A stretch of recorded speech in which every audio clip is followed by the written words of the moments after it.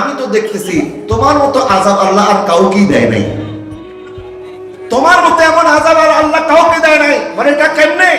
বল তুমি আগে মুসলমান ছিলা, তোমার দিন ছিল ইসলাম, তোমার ডেস্টিনেশন হতো জান্নাত, কিন্তু তুমি যখন ইসলাম থেকে বের হয়ে এখন মুরতাদ হয়ে গেছো, নাস্তিক হয়ে গেছো, এখন তো তোমার ঠিকানা জাহান্নাম।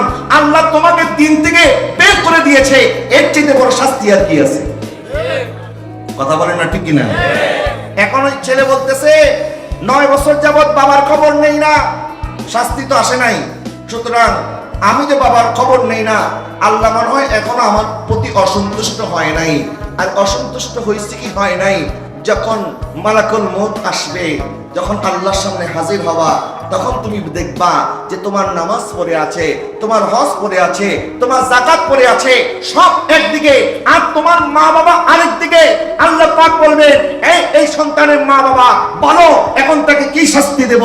তখন তোমার মা বাবা যদি তোমার বিরুদ্ধে আল্লাহর দরবারে নালিশ দেয়, তোমার সারা জিন্দেগির ইবাদত ধ্বংস হয়ে যাবে, তোমার ঠিকানা জাহান্নাম হবে। কথা বলেন ঠিক কিনা?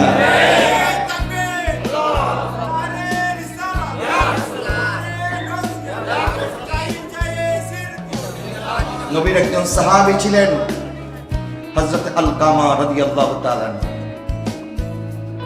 আলকামা রাদিয়াল্লাহু তাআলা আনহু উনি অসুস্থ হয়ে গেলেন। সাহাবায়ে কেরাম গেলেন, দেখলেন ওনার সাকারাত চলতেছে, মানে এখন মৃত্যু হয়ে যাবে এই অবস্থা। তো ওনার তালকিন করতেছেন, বলে আমার ভাই আলকামা কালেমা পড়ো, বলে লা ইলাহা ইল্লাল্লাহ মুহাম্মাদুর রাসূলুল্লাহ বলো, কিন্তু উনি পড়তে পারতেছে না। তখন সাহাবায়ে কেরাম দৌড়ে আসলেন, বলেন ইয়া রাসূলুল্লাহ, হুজুর আপনার প্রিয় সাহাবী আলকামার তো এই অবস্থা, আমরা এত চেষ্টা করতেছি তার মুখ থেকে কালেমা বের হচ্ছে